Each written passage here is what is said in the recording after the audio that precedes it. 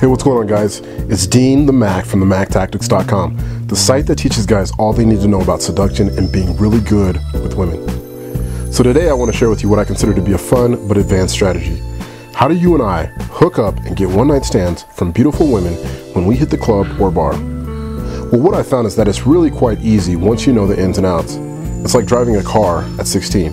If you've never drove before and had to learn on your own, good luck, it's not happening. But if someone taught you, and you'll be on the road speeding in no time, right? Well, it's the same deal here. And that's what you and I are going to look at. We're going to go over the 10 tips you and I need to go out to the bar and club on any given night, bring a chick back home, and sleep with her that night. How great does that sound? Okay, so let's get started. So step 1, you and I want to prepare for the night by going over our strengths and successes. Now that may sound weird, but here's what I'm talking about. Imagine your favorite athlete, and imagine he has the biggest game of the season. Which is better? Should this athlete get himself into a nervous wreck by thinking of how tough the game is going to be, or how he may fail, or how tough the other team is going to be? Or is it better for this guy to think of all the wins he's had, how awesome he is at the sport, and how he's taken on challenges in the past and came out on top? Which is better? It's a no-brainer, right? So before you and I even go out, I recommend you take stock of your strengths as well as your life successes. Now, I'm not just talking about women, but I'm talking about life period. Where have you been successful? What is great about you? Are you smart? Are you funny? Are you good with people?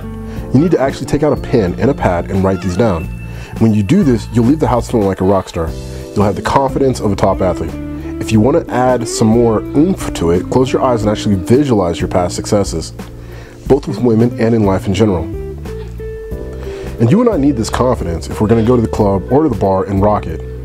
Because at the end of the day, you and I both know that the number one thing women are attracted to is confident. So let's make ours bulletproof. Okay, so step 2, which is you and I have to start with the end result in mind. Now, our end result is sex, right? Yeah, we need to make sure we have everything and that we have a plan of action, that we have everything is set up and that we have a plan of action. And I go over this in more detail in my book, The Mac Tactics. But for a quick overview, is your house a mess? If there's toothpaste gum to the sink, or the toilet looks like a bomb went off, or there's dirty dishes piled on the kitchen counter, or smelly laundry is scattered throughout the house like a tornado, guess what? It's not happening. You're not getting laid. Even if you get the girl back to your place, she's not going to hook up with you. So for the love of God, please have your place somewhat decent. 2 places in particular to focus on: the bedroom and the bathroom. Make sure the place smells awesome also. Develop a very close relationship with Febreze. It's also worth mentioning that your car needs to be clean too if you plan on possibly driving her back to your place. Now, having the end result in mind also means knowing how you plan to get her back to your place.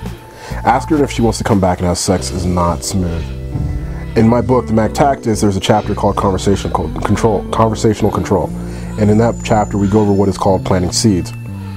And if you've read that chapter, what you know is that planting seeds is what type of activities to pitch so that she's up for coming back home with you. Make sure you have 2 or 3 ideas you can throw out in the conversation, and make sure you get her back to your place, that your place is set up so that if you bring her back, she's ready, those activities are ready.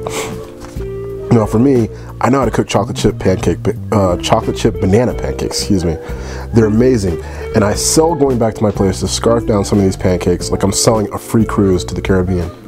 Now if I find a girl that meets the criteria of a one-night stand, which we'll talk about in the next few steps, I throw out the idea of going back to my place, whipping up a batch of pancakes, sell her on them, and then boom, I have her coming back to my pad with me.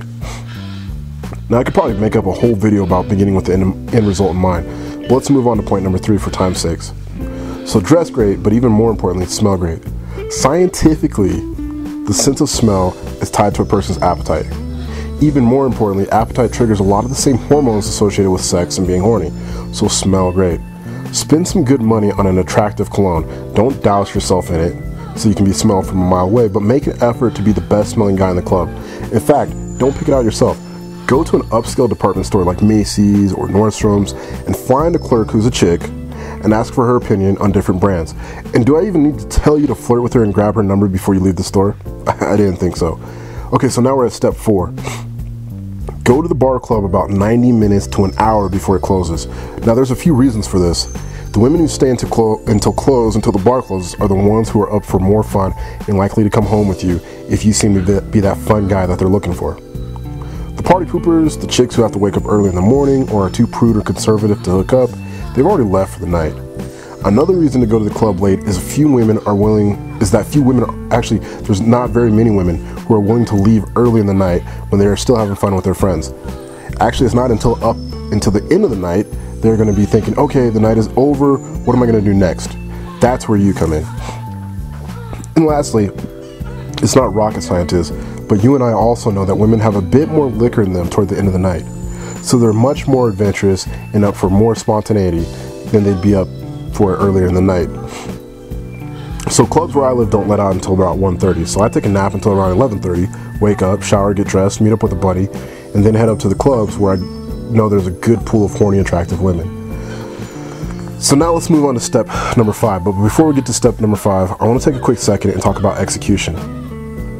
If you've read my book, Mac Tactics, you're going to use all the framework you learned in conversational control. All that stuff still applies, but you want to make sure to work in these next few steps within your structure. So point number 5 is it's a numbers game. It's an hour before closing, you're in a club with a good pool of women, so there's guaranteed to be anywhere from 30 to 50% of the chicks who will hook up with you that night if you follow the steps you and I are going to be covering next. So who are those girls? That's what you and I want to find out, and we want to find out quick. I'll say that again, we want to find out quick. I think it's important to realize this is about getting laid. You may be saying, no shit, but let me explain. This may not be popular with some other quote-unquote seduction or pickup artist, but I'm going to say it anyway. If the prettiest girl in the club takes an hour to seduce, in which time I may or may not get laid that night, it's not worth it. I love sex. I'd rather sleep with 10 chicks in a month who are rated 7s or 8s than 2 or 3 10s that I have to spend twice the amount of time seducing. That being said, seduce the hottest girl in the club first and work your way down to the second hottest, and so on until you get a girl who qualifies under the next few steps I'm going to be covering. This does 2 things. First, you want to hook up with the sexiest girl who's down to fool around tonight. Not a week from now, or after you play phone tag for a month, tonight. Second, all the other women in the place will be paying attention. If you are approaching the hottest women, other women will take note. You will have higher social value in their mind.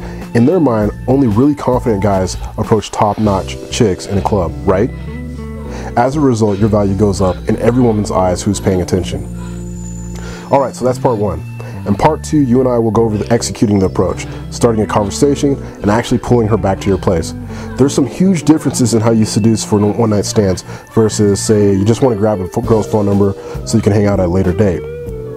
You and I do things different when we're looking to pull a hottie back from the bar or club to bang that night, right? Hey, listen, if you haven't already, subscribe to my channel, because I'll be sending you a video every Wednesday to help you be the biggest stud when it comes to women, dating, and sex.